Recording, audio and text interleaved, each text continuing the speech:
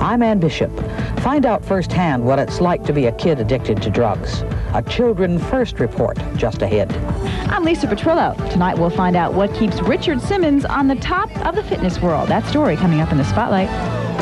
Channel 10, WPLG, Miami, Fort Lauderdale. This is Eyewitness News at 5:30, South Florida's #1 5:30 News.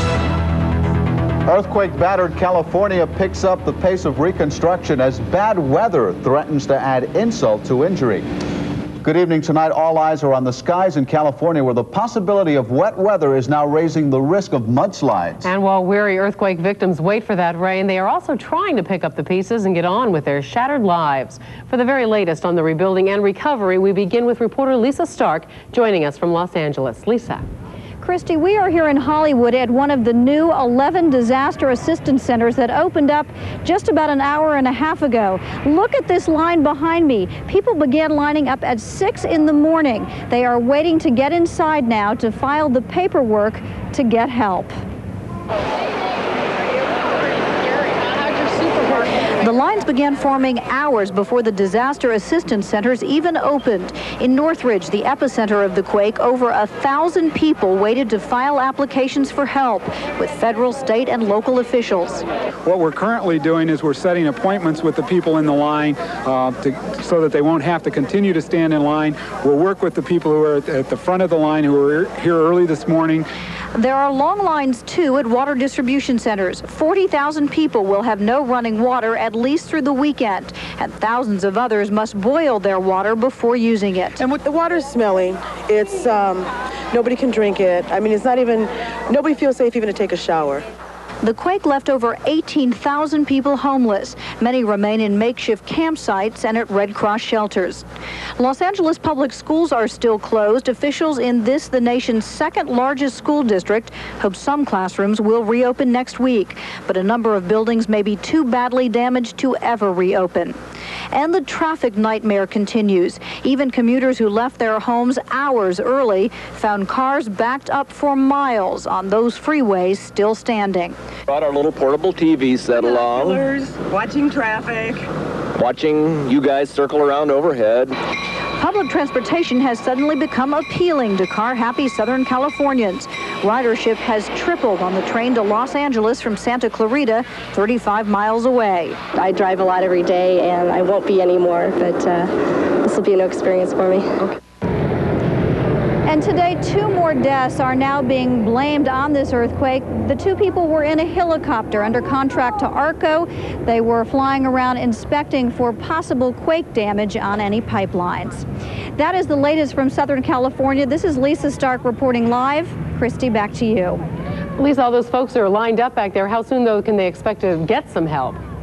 Some of them may not even get help today. What's happening at a lot of these centers is they are simply handing out slips for future appointments. So people came here hoping to get immediate help, perhaps even immediate money, but many are being told they are going to have to come back sometime next week to actually talk with someone. All right, thanks a lot. That was Lisa Stark joining us from Los Angeles.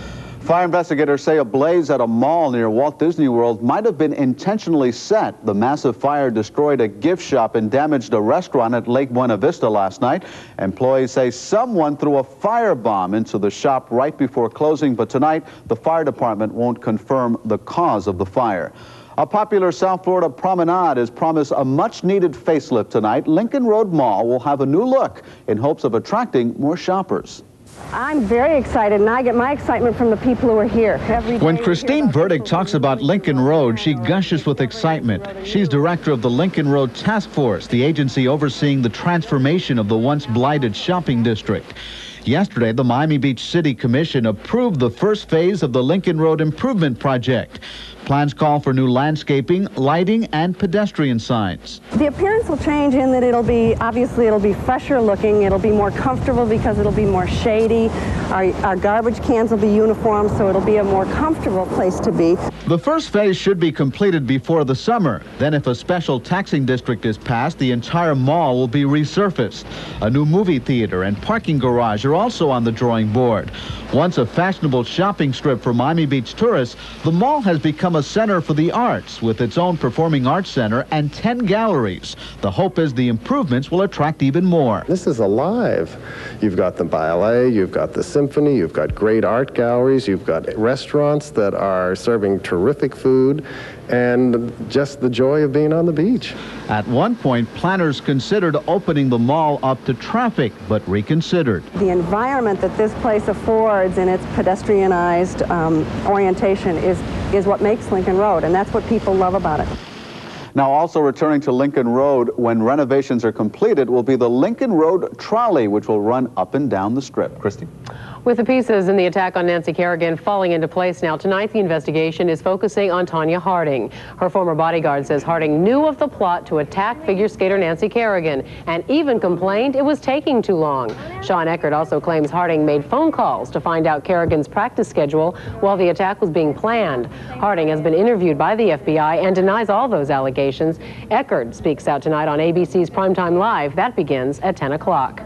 Tonight, police beating victim Rodney King has been ordered to perform community service following a drunk driving arrest.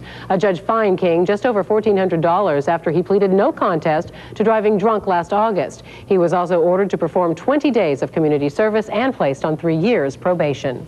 A milestone tonight in South Carolina where Shannon Faulkner became the first female to attend classes at the Citadel. Faulkner, who's celebrating her 19th birthday today, was greeted by a dean at the school. She won the right to attend classes after a lengthy court battle. She could not join the Corps or cadets or live in the barracks. The Citadel is still appealing the decision. In Chicago, 3 children have been placed in state custody after police say they were left home alone in sub-zero temperatures. Detectives say the children, ages 4, 5, and 6, were found at home with nothing to eat but a box of instant mashed potatoes, ketchup, and salad dressing. Police found the children after they were caught trying to steal donuts. The parents have been charged with child neglect. Putting children first tonight by looking at the problems of kids addicted to drugs and booze. Are parents and teachers doing enough to teach kids about substance abuse? And what's it like to be an addict who's a teenager? Here's Ann Bishop with tonight's Children First. Growing up and going to school in the 90s, there's a lot of pressure, and according to school counselors, a lot of drugs available. Some kids, like Colleen and Jay, went to high school high, stoned on a variety of drugs, or drunk on booze. I was addicted to anything that would get me away from myself. Colleen is a 17-year-old senior, and she wants her identity kept secret. Different types of LSD, different types of pot. You know, all the different types, you know, the stronger end, and then the weak stuff, or the good stuff and the bad stuff. So, you know, we were just mixing and matching so we wouldn't have 2 drugs that went together that brought us down. Colleen does not want her parents to know about the years she spent on drugs. Living in a well-to-do North Broward neighborhood similar to this one, she says her parents had no idea she was hooked. We would skip school, go to someone's house, you know, do what we did. And, you know, it's basically how our lives went all through, you know, 10th grade. I don't have a lot of good memories. I have a lot of memories of being high and drunk all the time. Just to escape from that feeling of pain or whatever. Both Jay and Colleen say they had troubled childhoods. They'd heard about the dangers of drug abuse often, but they just didn't listen. Jay had to be hospitalized, but Colleen quit cold turkey. Hearing their stories, it makes you wonder, what went wrong? We've been bombarded with anti-drug messages like this. This is drugs. This is your brain on drugs. Any questions? And who could forget Nancy Reagan's anthem, Just Say No? But did anyone pay attention? I'm told we all stand with the same voice and say no. I mean, we're saying just say no while we have a drink. It takes the kid himself. You can't, there's no way for the school to change the kid. The kid's got to change himself. That's just what Colleen did. One day when her drug buddies were stoned and she was not, Colleen realized she was in trouble and got help from a school counselor. Now she's getting ready for college. And Jay is in college, and he wants to go to law school. Like Colleen, He's thankful for counselors who cared. You're gonna die, unless you do something, and there's no motivator quite like that. You can get to the very bottom of the barrel, but if you've got someone somewhere that you know cares about you, that will support you, that will give you a hand, reach out for that hand before it's too late. With children first, I'm Ann Bishop, Channel 10 Eyewitness News. Kids or parents who think they might need help dealing with an addiction can call the Switchboard of Miami in Dade or First Call for Help in Broward. And tonight, thousands of Florida teenagers have a message for those across the country. Just say no to sex. More than 2,000 teenagers rallied in Tallahassee today. They're promoting a nationwide campaign called True Love Waits. The message is for America's teenagers to wait to have sex until after they're married. Members hope the campaign will promote good morals and decrease the spread of AIDS. A little Cuban girl who needs a life-saving kidney transplant will be coming to South Florida very soon. Humanitarian visas for 8-year-old Greta Blanco Caride and her mother were approved this afternoon by Attorney General Janet Reno.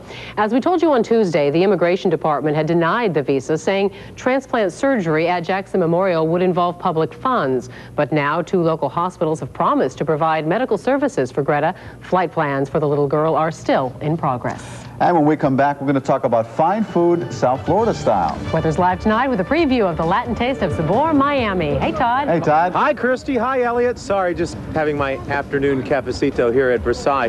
Listen, if you have a taste for Latin food, this weekend is an enormous festival just for you. Stay tuned. I'll also give you a neighborhood weather forecast when we come back live.